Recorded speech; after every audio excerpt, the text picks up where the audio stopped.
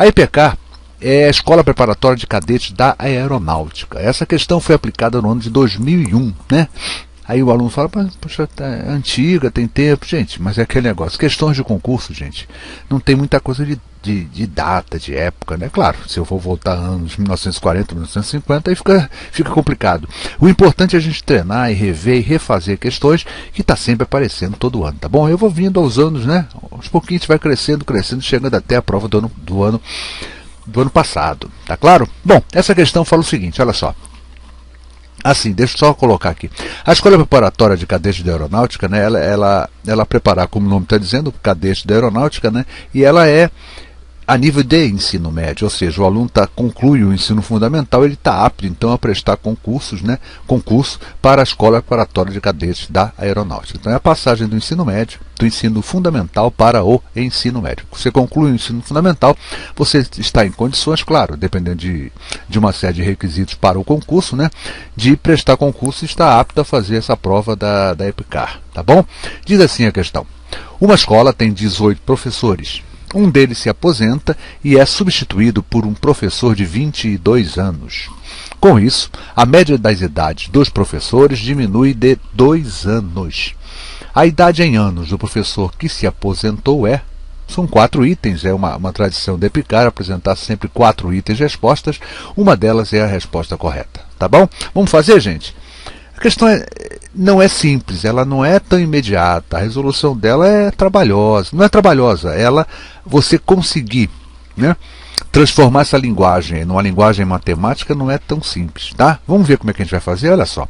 Eu vou chamar de P a idade do professor que irá se aposentar, tá bom? E assim eu vou tirar a média de idade dos professores.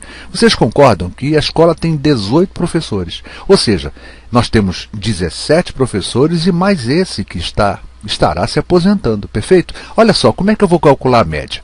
Né? A média de idade dos professores será feita como? É a razão entre a soma das idades de todos os professores sobre a quantidade deles, que a gente já sabe que são 18 professores. Olha como é que eu vou fazer isso.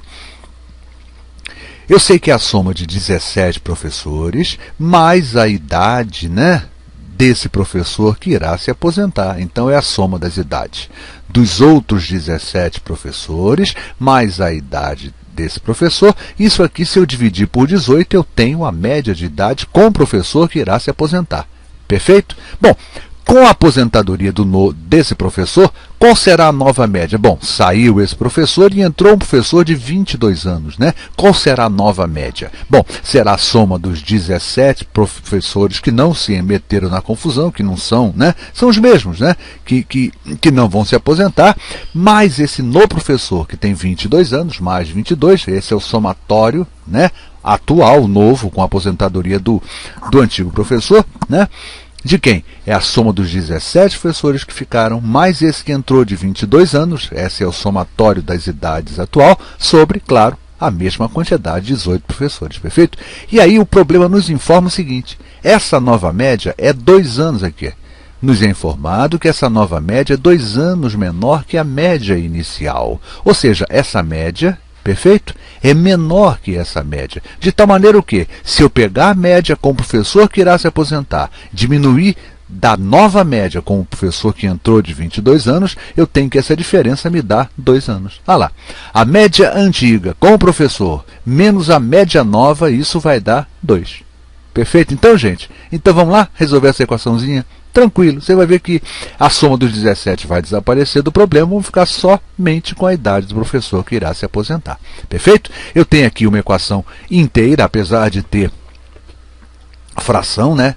A gente sabe que a equação só é fracionária quando ela apresenta incógnita em denominador. Não é o caso, aqui são números inteiros. Então eu tenho aqui uma equação inteira do primeiro grau. O MMC entre 18 e 1 é justamente 18. Olha lá, 18 por 18 dá 1, 18 por 18 dá 1, 18 por 1, esse número que não existe aqui, né? 18 por 1 dá 18, e agora é só montar minha equação, né? Como é que ficaria? Ó, soma dos 17 professores mais o professor que irá se aposentar, menos, aí eu coloquei entre parênteses, porque eu tenho menos antes de parênteses, né? Antes de uma fração, é como se aqui fosse o parênteses, criei o parênteses para não ter erro, não é isso?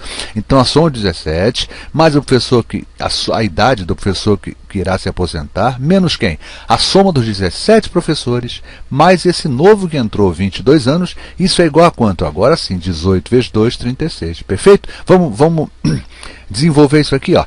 S17 mais P menos S17 menos 22 é igual a 36, perfeito? Olha, S17 menos S17 desaparece, eu fico apenas com quem? Ó, P menos 22 é igual a 36, levo esse 22 para o outro lado, eu tenho quem? A idade do professor que irá se aposentar, perfeito? Nós chamamos de P a idade dele, perfeito? Essa idade é igual a quanto? 36 mais 22, P é igual a 58 anos. A minha resposta certa é a letra D. Olha ela aqui, ó, letra D, o último dos itens, perfeito? Esse professor tinha 52 anos.